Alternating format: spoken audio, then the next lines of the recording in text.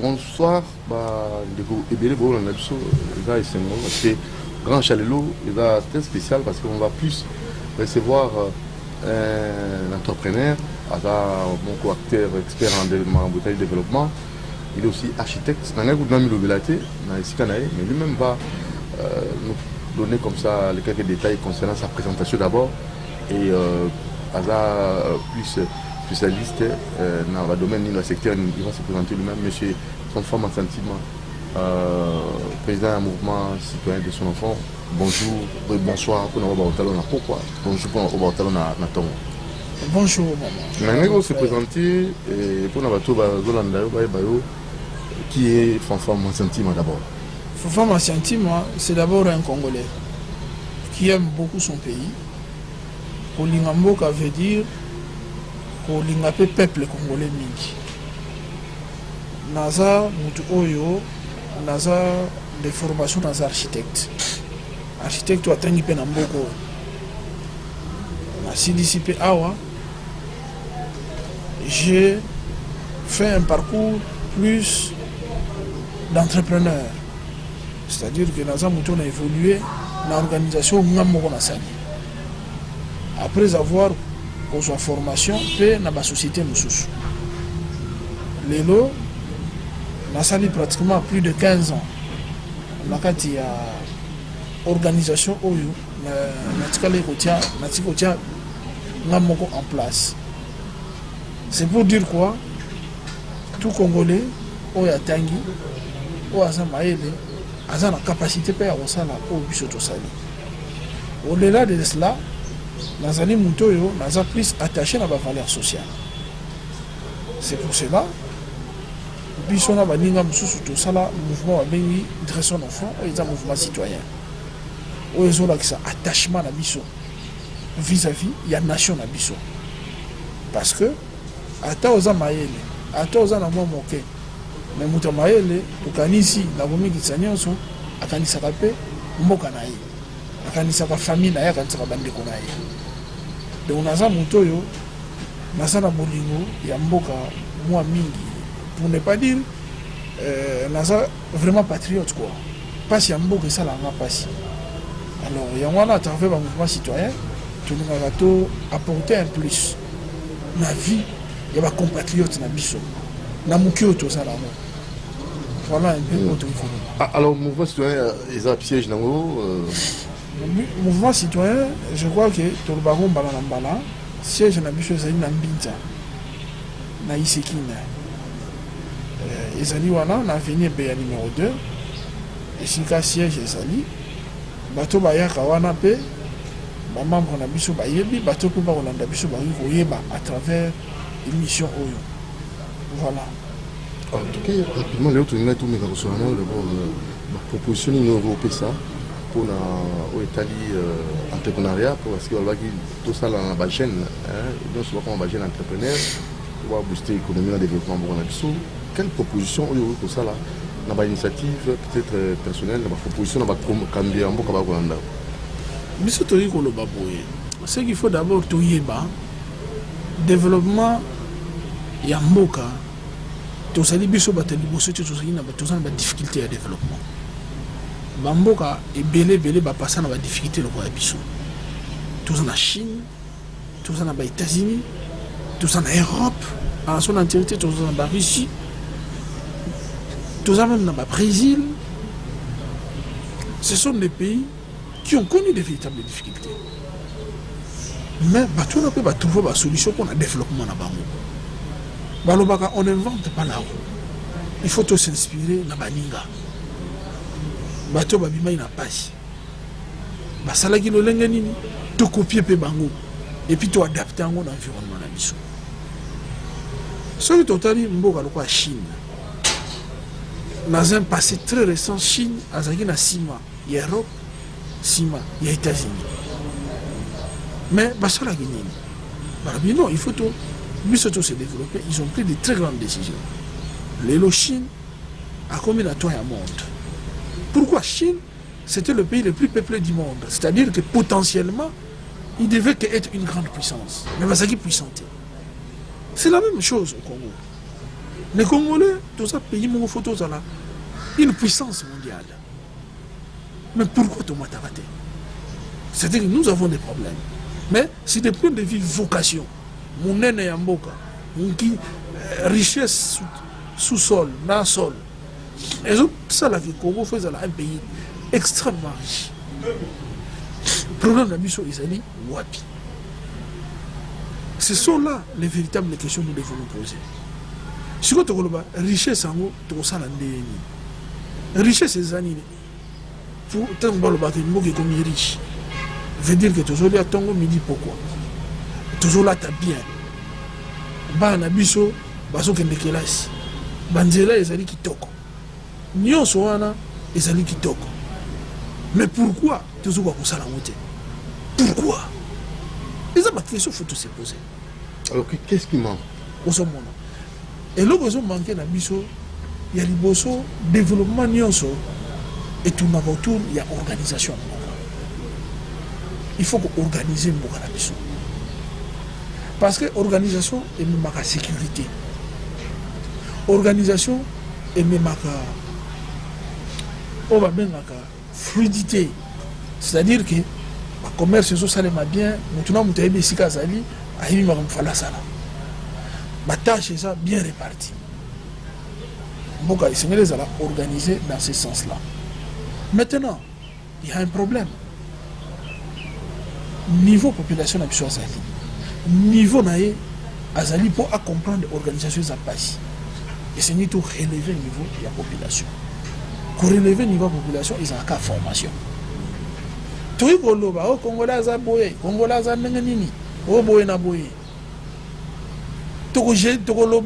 Congolais, il fallait y aller à la Moussalawana. Congolais, Mutema Mabe. Mitema Mabe, ils sont dans le monde entier. Dans le monde entier, tu vas bien payer Basakara. Mais, Moutou a un minimum de formation. Après, on a un sens et intérêt général. Parce que le problème, c'est quoi? L'intérêt général, c'est bien.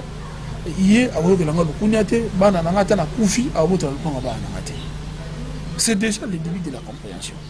Mais Moutou, il y a une phase à nous former pour relever le niveau. C'est là où nous avons dit que la bataille est besoin d'un niveau de formation. Comment se fait-il? Tu es formé, tu es dans l'université, tu es dans l'école. Oui, mais bateau. Où est la vision de la formation? Tu es dans la statistique. Tu as plus de 80 millions de Congolais, combien de batailles? Combien de batailles il y a solo? Et puis, enseignement, il y a qualité. Il y a lobby, il y a qualité. Maître Oyo, Atangi n'a pas de difficulté, n'a pas de lakin. À se transmettre le même lakin n'a pas. Bana wana ba osana formation nini. Yango komona ba yebisi mutajo aussi sa classe sala musala mozo mona azana sens ya musala te. Parce que déjà qualité de formation na eza comme il faut. C'est là où nous devons nous poser des questions. C'est pour cela qu'il faut tout repenser d'abord le mode de notre formation. Et comment dire? Biso to lingi boye. D'abord pour nous booster Kita Yamboka, tout ça, il y a former Batu dans un métier professionnel, la technique.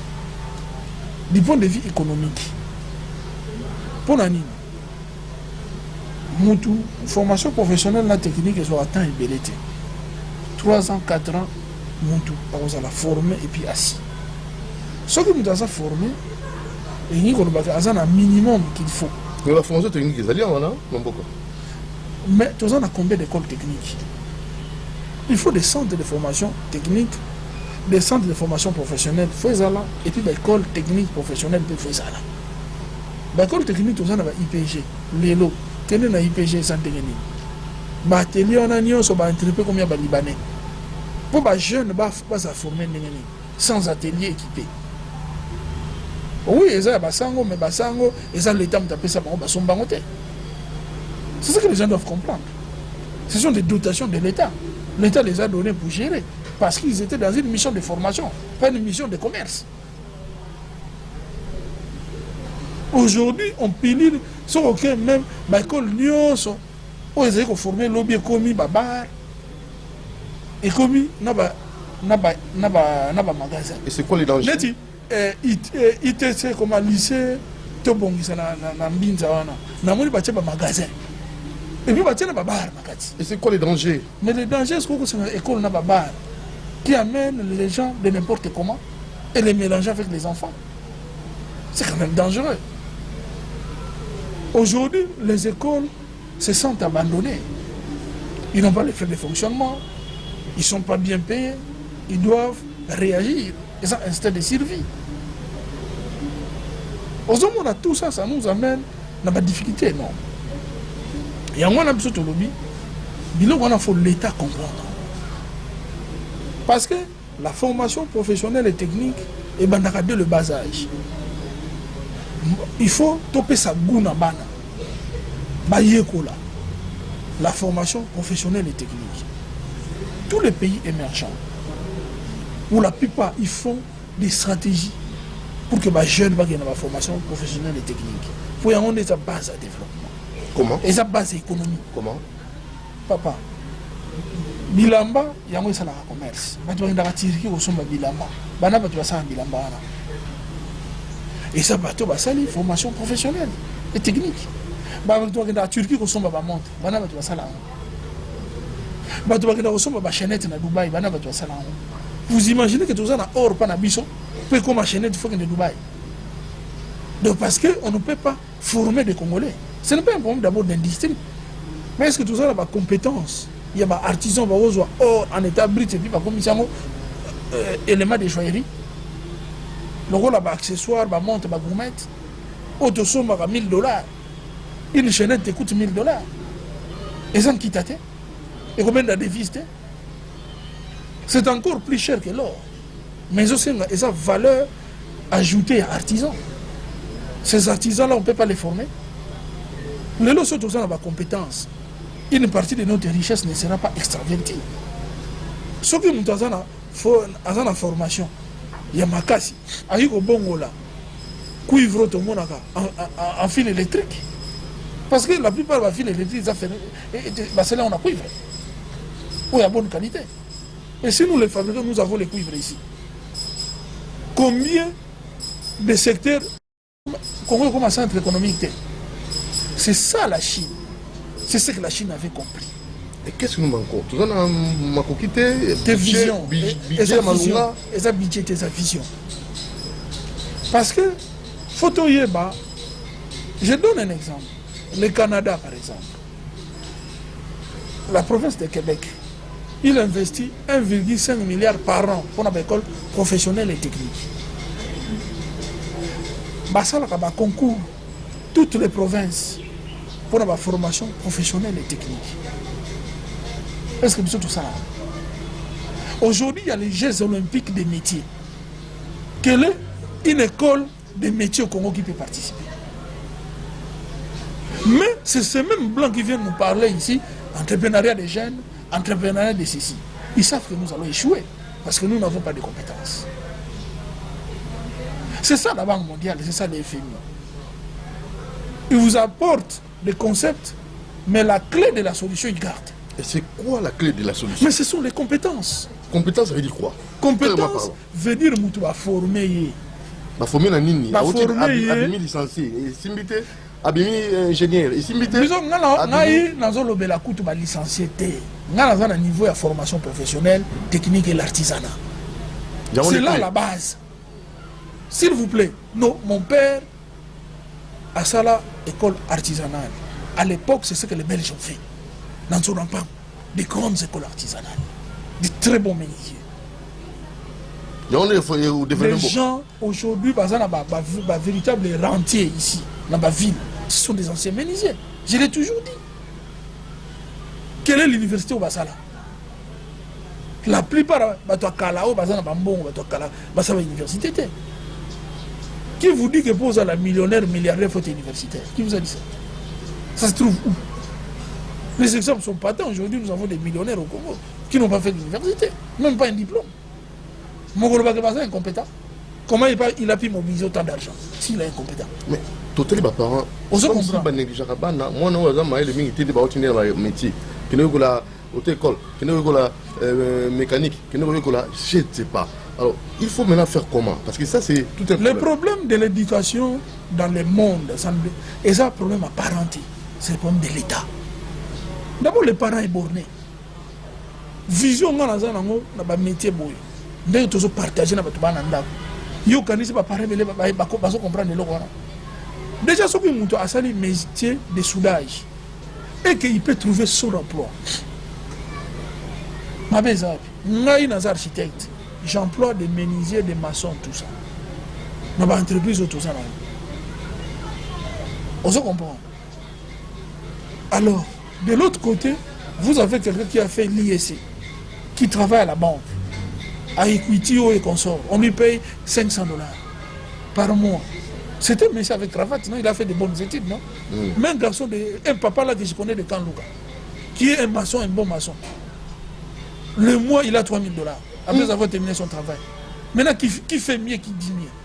Mieux, c'est dans les diplômes et cravates, ou bien dans l'argent qu'on compte entre les mains. Donc il faut une réforme. Mais il faut que les gens comprennent. C'est pour cela la télé est là. Pour nous faire la paramisou. Moi, un bon contre-maître, il peut mieux gagner qu'un banquier. Banquier, c'est parce qu'il est propre, vous croyez qu'il a de l'argent. Vous allez le tuer pour rien, il n'a rien. Oh, l'impression. Mais ils ont l'impression. Tout le monde va foutre combien de salaire. Non, banque. Ah, mais oui, ils sont payés combien. Ils sont payés combien. Ils ont salaire dans la caisse et la banque va foutre $1000. Au monde en Exact. Vérifiez ce que je te dis. Oh. Mais ils ont l'impression de baser bien. Mais ils ont l'impression par rapport à Soukoni, à sa propre. Les mécaniciens portent le lot accepté. Mais ça n'a pas. Mais ça n'a pas les gars.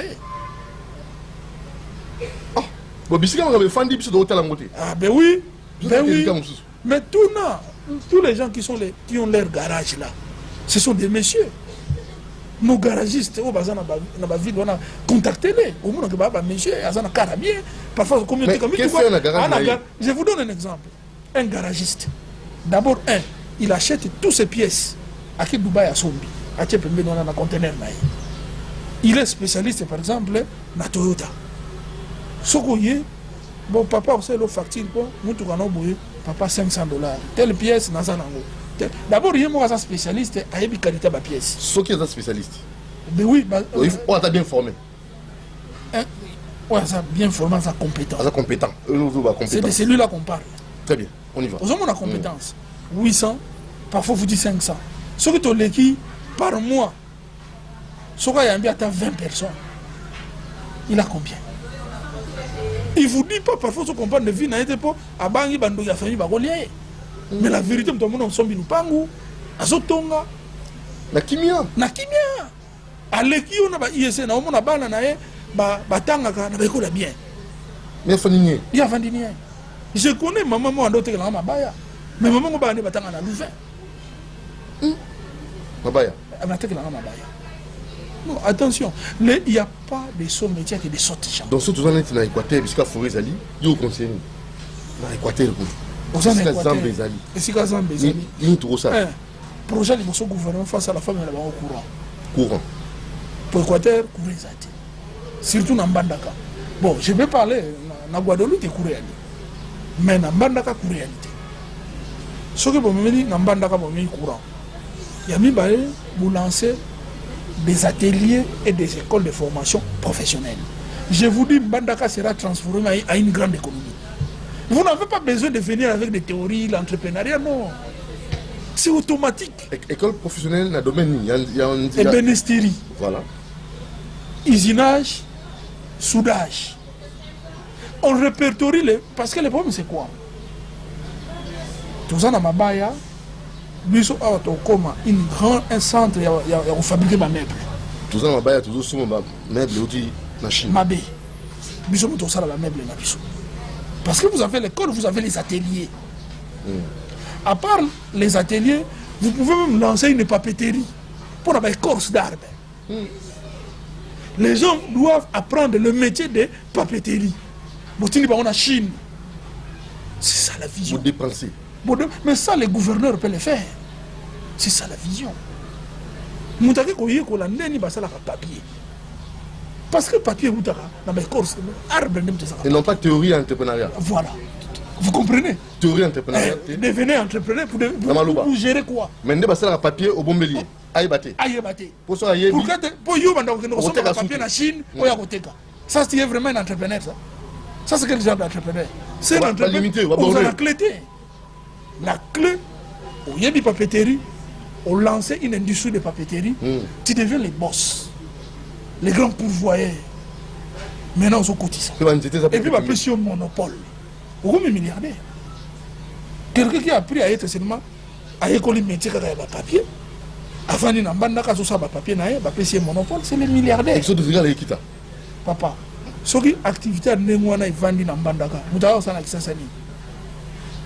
Parce qu'il aura tout. Ça deviendra un centre économique. Alors, Bissika Maïzali. En même temps, Maïzali, pêcherie industrielle. Il suffit de former les Congolais dans la pêcherie professionnelle. Pêcherie professionnelle. À ressemble à bateau na Yamouké, à Okendata en Espagne. Attends, moi, bateau à Mouké. Vous PCP liberté importée. Vous encouragez ça. Il arrive, l'État a lancé un entrepôt à Minene, na port Yambandaka.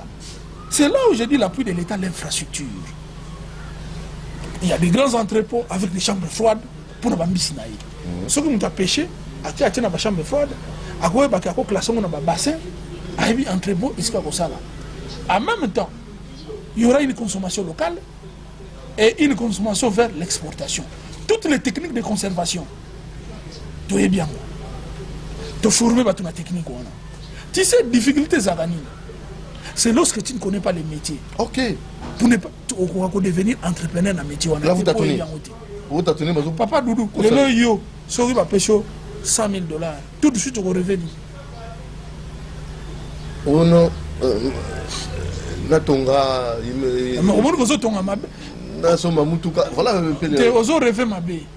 Voilà la vie des Congolais. Il faut Congolais.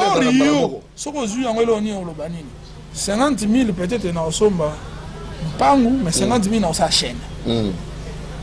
Pour y aller, c'est la chaîne. Est-ce que je suis allé chaîne ou tâtonner? Non. Pour ce domaine-là. Et ça veut dire une formation. Est-ce que je comprends? Donc ça, c'est une interpellation.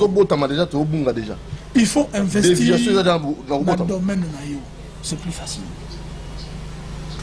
Si on a pêché tout de suite $50 000 sur la chaîne, on peut exceller rapidement. Et ça, on dit tu n'es pas en train d'arpenter les chemins, tu connais les chemins. C'est différent de Moutazo arpenter à zone là. Mais yo y est là, oui bisco sokin. Donc tu bouges là en émo. Sur tellement la mambo. Comment est-ce que compétence de Moutazo permettre yo au lancer entreprise voilà pour sa compétence dans le domaine là. Si vous avez une compétence ou en été, au cancelo qu'on a facilement, au bon a des difficultés. C'est ça. On a des architectes. Tout de suite, ils sont dans un mouquet, on a investi dans le domaine de l'architecture. On a peut-être dans une entreprise de construction, dans un bureau d'études. Ceux qui ont lancé un projet immobilier, je suis plus à l'aise. C'est comme ça que si vous formez les gens dans les métiers de joaillerie, on va créer une entreprise à la joaillerie. Si vous lancez un métier, il y a usinage, il y a soudage, il y a créer une voiture. Un mécanicien. C'est possible. C'est possible. Ce n'est pas grave. C'est un problème de compétences. Alors, mais si tu vas Dakar, on dirait tissu, qu'on a besoin de s'arranger. Et là-bas. Mais c'est tout un métier. Pourquoi ces métiers-là, ça ne s'apprend pas? Nous n'avons pas des écoles pour former les gens pour passer à bâtir. Mais c'est cela. Quand vous avez des dirigeants qui ne voient pas ça, c'est difficile. C'est en Afrique ou... C'est pratiquement en Afrique. Mais pourquoi les Africains, ils ont une révolution scientifique, ils ont il faut une révolution scientifique. Mais mon message ici, c'est là où Dresson au fond, à travers son président, apporte un nouveau message de développement. Parce que c'est ça notre combat. À un moment donné de la vie, le Congo, le monde, la famille, on suscite toujours quelqu'un pour interpeller. Nous appartenons à cette société. Dieu nous donne ces devoirs-là. d'interpréter les nôtres, de comprendre que ce n'est pas compliqué de fabriquer des choses. Ce n'est pas compliqué de booster une économie. L'entrepreneuriat, c'est le chariot avant le bœuf. D'abord, ce sont les compétences. Moutoufa yeba, moutoufa yebi, kosa le comme facile. Ce qui se conçoit bien s'annonce clairement et le mot pour le dire vient aisément. Quand tu n'es pas compétent, tu ne peux pas lancer une entreprise. Mais lorsque tu es compétent, l'entreprise est facile. On peut sur quelques notions d'organisation. Ça, tu peux apprendre. Et la formation est continue et continuelle. Moutako banda yekoli le métier à 20 ans, à temps à quitter, va récupérer à 3 ans. Si ceci a yogi métier. Tant que je veux là, c'est perfectionné sous. Au bout de 10 ans, il devient notre homme. A changé. Mais quand on a pas boyé, à ce qui a commis la valeur, c'est la formation. La pauvreté, c'est l'ignorance. Pauvreté, c'est l'ignorance, c'est le fruit de l'ignorance. Lorsqu'on vous rend ignorant, on vous rend pauvre. Mais lorsqu'on vous rend compétent, c'est difficile de être pauvre. Alors, maintenant, le programme de son habitude, s'il faut une réforme ou quoi, mais à un niveau, il y a des choses comme le ministre, comme c'est demandé, au fait, comme Tony Mwamba, au Mingi, il vous propose la ministre STP. Enseignement professionnel et technique, secondaire professionnel et technique. C'est-à-dire que aujourd'hui, ce que nous nous demandons, c'est un diplôme, former des compétents.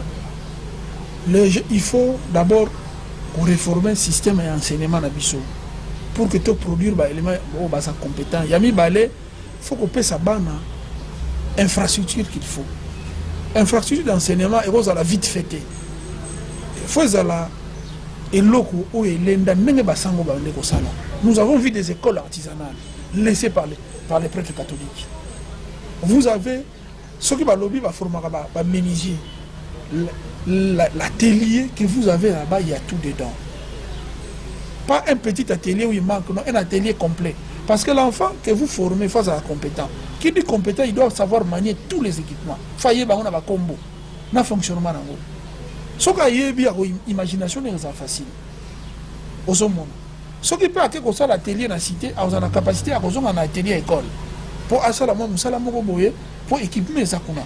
Pour atelier pour une école et qu'on faire vivre l'école facilement, sans même faire des fonctionnements.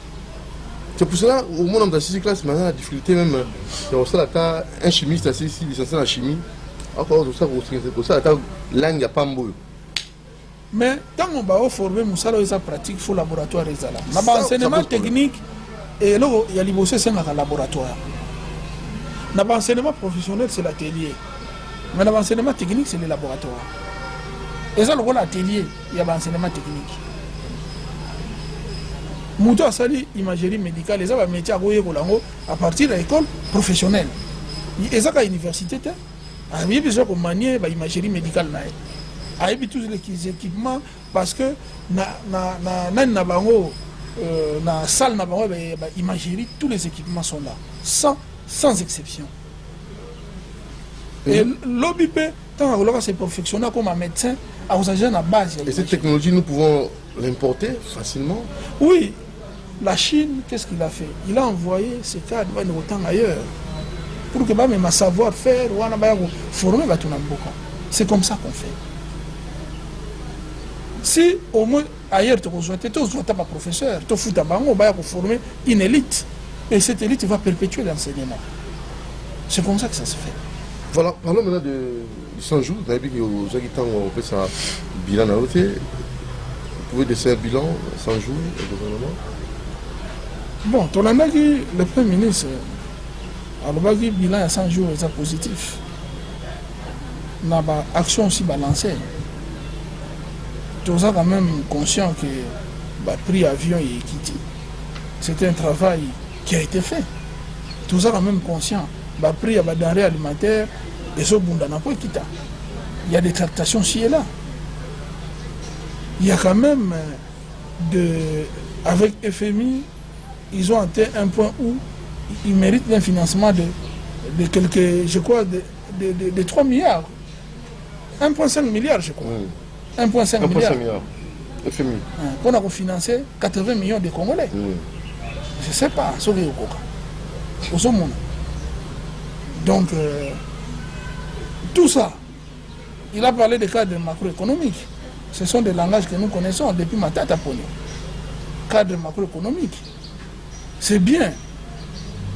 Il a parlé de l'entrepreneuriat des jeunes. C'est aussi bien. Donc les intentions sont là, de faire mieux.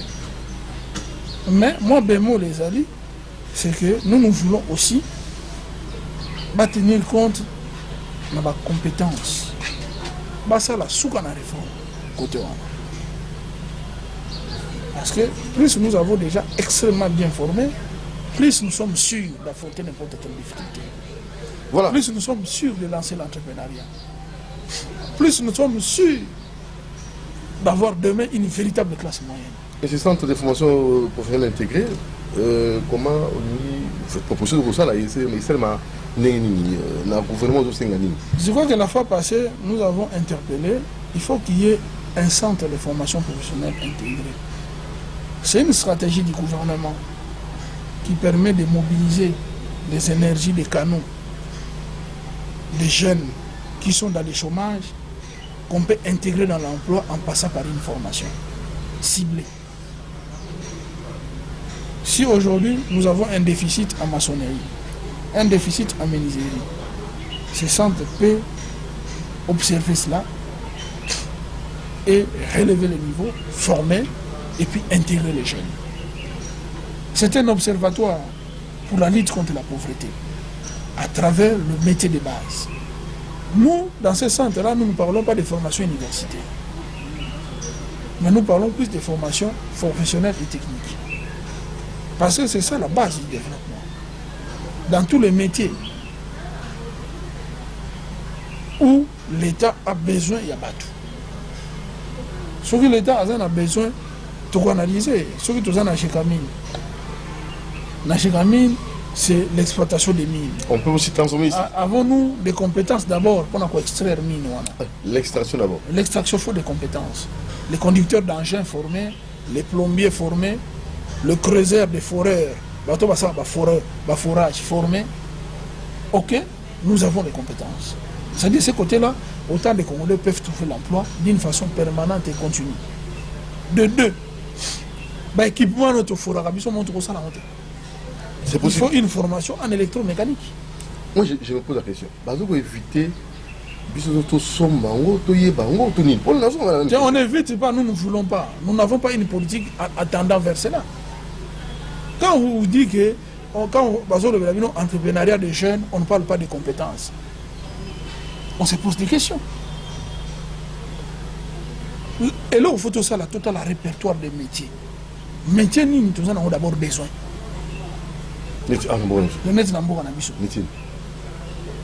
Il faut les rôles à centre, on a la statistique. Pour nous, parce que le pays est à reconstruire. On a tellement besoin d'ouvriers. Main-d'œuvre. La main-d'œuvre.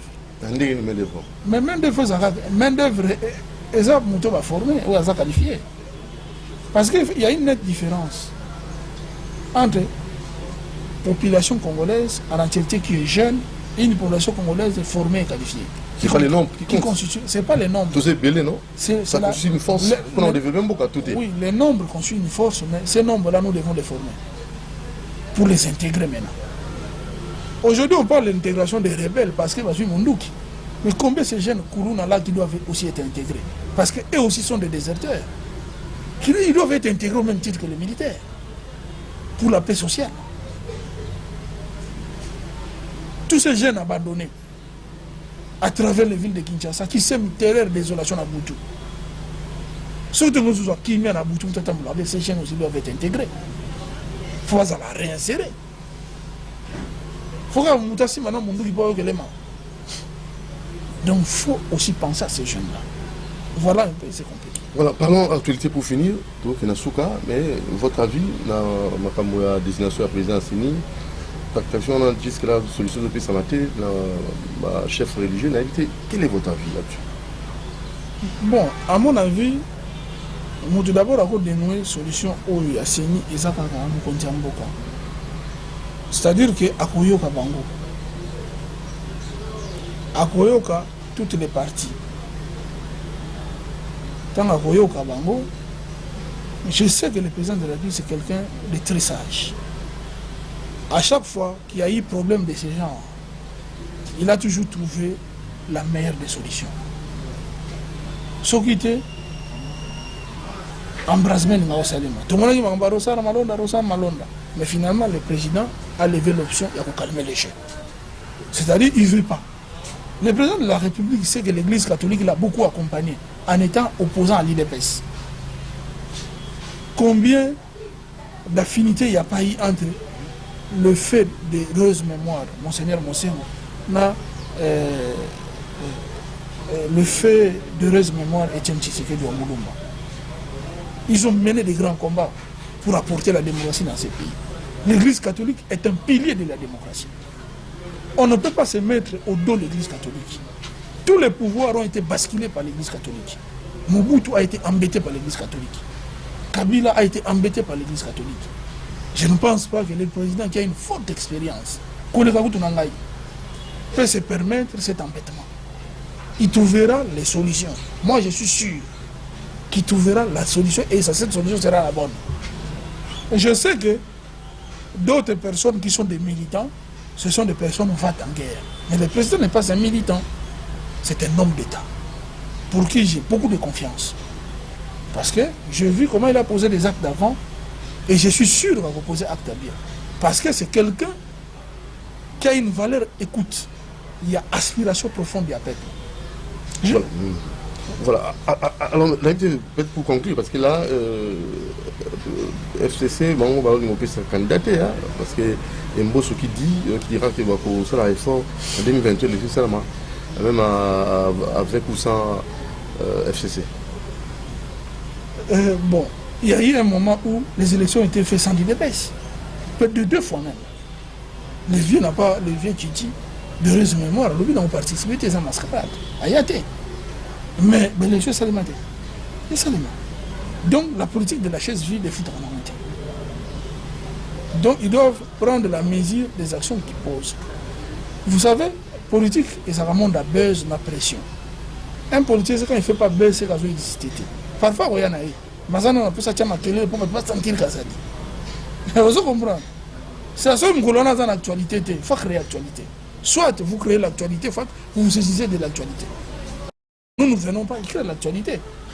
Mais ne soyez pas surpris, ces gens-là, demain au monde, vont passer en 4. Donc, c'est ça la politique au Congo. Le discours de développement n'existait pas. C'est le buzz qui fait exister nos partis politiques. Voilà, un peu sport, du sport, un peu sport, ok, au s'intéressant dans le foot. Bon, football, bien sûr. Oui, parce que je voulais vous parler un peu de Messi, comme on a PSG. On a évité un mot par rapport à cela, transfert à Messi. Non, mais d'abord, il faut comprendre, Messi, à Longé Barcelone, la volonté n'a été. C'est-à-dire que la Liga, en soi, lobby, par exemple, n'a pas moyen de aussi porter parce que c'est un joueur qui coûte très cher. Alors, il fait un choix de Paris. C'est aussi un choix à la fin de carrière. Il a aussi besoin de toucher un peu d'argent. Paris peut profiter de la publicité. Coca, publicité. Vous comprenez? Il vient là où il gagne. Et puis là où Paris trouve qu'avec Messi, Paris peut gagner non seulement pour la Ligue des Champions, mais en publicité. Ce sont des affaires. Le football est sur une dimension, il y a pas l'été. Et comme une dimension à business. Tous ces gens-là, l'arabe là qui a acheté les clubs là, mais c'est parce qu'il vient faire des affaires, il ne vient pas acheter l'argent. C'est le monde des affaires. Ce sont des affaires. Ça n'a rien à voir avec sensibilité. Bon, les fanatiques sont là, mais si à Longé Barça, non, mais dans ce monde-là, ce sont les affaires qui comptent. Et bon, qu'est-ce que le Congo gagne? Qu'est-ce que le football congolais gagne là-bas? Rien du tout. Ce qui est sûr, bon, on essaie seulement de rendre nos oreilles agréables. Voilà, des détournements, l'invité. Est-ce que vous pensez à moi, point de vue, détournement, on a IGF, est-ce qu'on peut peut-être gérer autrement dans les jours à venir, dans les années à venir, à éviter? Bon, ce que moi je veux dire, peut-être il faut choquer, tout comme il faut choquer peut-être. Au moins, l'IGF a ça l'état des liens. Mais à un moment donné, il faut qu'il y ait dialogue avec tous ces gens-là qui ont volé. Dialogue, pourquoi? Pourquoi Moutou a eu 200 millions de dollars. Moutou a eu 300 millions de dollars. C'est un bon belé. Mais a eu bon wango, obi asalini atongi par exemple université mo ya munene ya kitoko. Ba jeune bazotanga. L'acte tout le besoin m'a dit. Mais l'investissement qu'il a fait, et ça a un impact dans la vie à Batou. Alors que faire? Il faut dialoguer avec cette personne. Hassan. Il faut qu'on se le lanaye, qu'on ait bisaye. Au moins d'investissement, on a ce qu'on lobby bon. To kangyo kende boloko. Et là, on a to botoli. Beaucoup gérant le voyez. Beaucoup peut s'en rigueur y a ça. C'est une perte aussi. Une perte dans une perte. Toutes ces vies, ces jeunes gens qui étudient là-bas, leur vie, c'est entre les médicaux. Donc nous allons abandonner ces jeunes-là. Nous devons être sages quand nous prenons des... Les problèmes, parfois ça va choquer les gens, mais nous devons être sages. Tu sais qu'en France, il y a eu des gens qui ont volé. Beaucoup de gens ont volé. Mais bah benga bango. Bah solo là na bango. Bah ouais bisa bino monde lo kona bozui. Au rembourser mbongo wana. Une partie au moins formation au PC wana. Une partie aux en compte à l'État. Autant d'années. Mais tout kangelo kwana te au ko taper bolo côté. Le vol n'est pas congolais. Il est aussi. En France, il y a eu des grands bouana, des milliardaires à Kalakala. Les gens qui milliardaires en France, ils sont des milliardaires. Mais nous sommes ça. Au Nigeria, Bouhari a tous ces dignitaires qui ont volé. Vous versez une partie, une partie, il faut que ce n'est pas l'État. Parce que vous avez stabilisé les coins. Vous avez un hôtel à Mounene na Kolo ici. Il y a Kitoko. Tout le monde va là-bas. Vous allez faire quoi? C'est un fait, l'hôtel est là. Vous allez dire que donnez-nous cet hôtel-là. Et puis ça devient mouroir. Pendant qu'il y a un personnel qui vit de ça. Il faut être sage. La justice, c'est différent de l'équité. On ne peut pas aussi être juste à l'excès. Même la Bible l'a dit. Il faut savoir équilibrer les choses. Les faits sont là. Avec les faits, on doit maintenant s'accommoder. Nous n'encourageons pas les vols. Les vols du passé, il faut bloquer. Ceux qui ont volé maintenant, qu'on a découvert, il faut dialoguer avec eux. En toute responsabilité. Ceux qui ont investi, des investissements qui impactent des vies au Congo, on doit dialoguer avec eux. Bolobi, bon, par exemple, on a investi par exemple Kimbakati. Il y a tout un personnel là-bas. Il y a toute une vie. Il y a des jeux. Aujourd'hui, ça impacte les vies. Vous allez dire que nous allons vous arracher ça. Et pour que ça devienne quoi demain? Donc, il faut dialoguer avec la personne. Dans tout ce que vous avez, où est la part de l'État? Vous allez gérer, la part de l'État sera autant. L'État devient associé majoritaire, toi, tu es minoritaire. Mais on t'évite la prison. Parce que tu sais déjà gérer ça. Gère ça bien. Je suis désolé, mais il faut savoir s'accommoder avec le présent. Il faut savoir s'adapter. Ces pays-là qui nous disent impunité, ils n'ont pas fait ça. Et ils ont dialogué avec les voleurs. Oh, mais oui. Et ce sont ces gens-là, tous ces nazis qui ont volé là. Est-ce que vous comprenez que Koko et George Bush, Bush c'est une famille de milliardaires, non? Koko n'a pas dit les banquiers qui fournissaient les nazis. Pourquoi on ne l'a pas arrêté? C'était des enjeux, c'était l'équilibre. C'est chez nous, quelqu'un a dit millions, le milieu s'est volatilisé. Mais vous déséquilibrez même les pays et tous ces votes qui gravitent autour. Donc il faut dialogue. Beaucoup de sagesse. C'est pas aussi encourager le mal? Vous savez, du mal pénètre aussi du bien. Du mal pénètre aussi. C'est possible. C'est-à-dire que vous bloquez les mares, vous donnez des orientations, vous encadrez. Et plus jamais ça. Dans notre pays. Et plus jamais ça, Moutaï va bon à l'État. Voilà. Nous sommes arrivés au terme. C'est peut-être un mot de séparation, peut-être votre contact. D'abord, moi, à Souka, Bolimbi Simingi n'a pas téléspectateur, peut-être que Maloba Touti Kolobeko blessé Bango. Tu reviens à sa réflexion. Naza Mogo Bino n'a pas bino. À un moment donné, il faut toujours réfléchir parce que parmi 10 000 réflexions, il faut tout c'est ça la beauté de la démocratie. Moi, franchement, je vais te dire, et là, on a lobby et ça, peut-être que je vais lobby un peu trop. Ce que tu lobby trop pour Nabino, tu lobby un peu trop vexé Bino. Biso souci naturel, ça te tombe en bas de biso. Et puis, tu s'appelles le seul batuto basana ba idée. Donc ça signifie que l'idée n'est pas critiquable. Donc voilà un peu, et là, tu es mouvement, Nabiso, où ils ont bien direction au fond, tu es le président Nango, numéro de 082 26 39 983. Vous pouvez contacter Biso. 082 26 39 983. Voilà le numéro pour vous contacter les Biso. Merci, monsieur sans fond défi, Maître Tima. Merci. Et je crois que la nuit, on a beaucoup de question de nationalité. Il n'y a pas fini côté des amis. Il y a un petit peu de loi sur la nationalité. Ouf.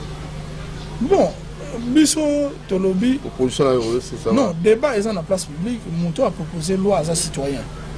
Mouto a interdit à proposer loi à un. Mouto a interdit. Mais il est aussi normal que certains postes de haute fracture soient protégés. Net poste à président de la République. Il faut les protéger. Ce n'est pas n'importe quel poste. C'est un poste où Mboko va te belé va celle la qu'on a pas. C'est-à-dire on nous met mini marionnettes bayaka. Depuis la nuit des temps, le pays n'a jamais décollé. Donc tosengi mutumoko oyo to yebi ke to yiko douter na été et qu'on rassurer davantage. De toute façon, ça va électeur n'est pas pour nous. Et pour nos sujets indiens, déjà c'était hier, avant-hier, dans l'Imité, nous avions en rue, à Tumbaki, magasin à Fouperie, et à Ballon, parce que Congolais. Non, c'est pas responsable. On ne peut pas encourager des choses comme ça. Sauf à un moment, les Congolais, ils ont un pillage. Ces gens-là, ils viennent avec des choses pendant que l'État a ce qu'on produit. Et ils nous amènent des produits. Oh, ils ont un rare dans le terrain. Et vu ce que l'eau est rare, comme cher. Attends beaucoup qui dit ça, mais ce qui est rare devient cher. Il y a d'autres moyens où il faut répondre dans Bango. Pas tout ça, le pillage est belé. C'est vrai, nous ne pouvons pas accepter qu'un Congolais, où qu'il soit maltraité. Même moi, j'ai des pincements au cœur. Je n'accepterai pas ça. Il faut que les Indiens comprennent qu'ils doivent nous respecter. Ils ont beaucoup de choses ici. Ils ont investi. Robank, c'est pour eux. HJ, c'est pour eux. L'élo hôpital du cinquantenaire, qui ne marchait ni sur ça. Ils ont tellement investi dans ce pays, ils doivent nous respecter. Nous sommes leurs clients. Leur ambassadeur doit comprendre et parler à leur président que, attention, c'est un pays pour qui nous devons beaucoup de respect à ces peuples. Parce que nous avons beaucoup d'investissements là-bas. Si nous nous comportons mal, c'est très dangereux. Ils ont l'obligation de sécuriser les Congolais partout où ils se trouvent. Si un Congolais a sali Mabé, ça a été. Mabé, ça a été. Parce que mal, on a fait la juger et prouver. On ne doit pas condamner parce que quelqu'un, on vient dire qu'on l'a trouvé. Est-ce qu'on l'a jugé? Il avait les moyens de défense. Est-ce qu'on peut faire ça à un Indien ici? Et il y a des canaux, dans les canaux diplomatiques, il y a des mesures fortes qu'on peut prendre. C'est-à-dire, on peut dire aux Indiens, par exemple, les relations diplomatiques, on a M. Koufi. On peut gérer des problèmes comme ça. Au lieu de les piller, ça c'est irresponsable. Merci, Ndefi Matatima. Fanfan de son enfant, merci pour votre apport. Merci à toute l'équipe. Je crois prochainement aux Asunayo. Pas de souci. Merci pour la patience aussi. Merci à Moron Djambé, la réalisation, coordination Alain Kabongo, Herma Koronima, la programmation et l'exploitant. Amoni Bruno Zinga, Christian Banjolo, Fiston Atunga. Merci Kifou, caméra, prise de vie, Amoni Mourad avec Olivier Longbango. Alors, Boutika Malamou, rediffusion lobby samedi, 9h, votre émission Grand H, Doudou Montiri, vous aime beaucoup. Robin à numéro 1, pour les cas, vous allez inviter la biseau à Grand H. Ciao.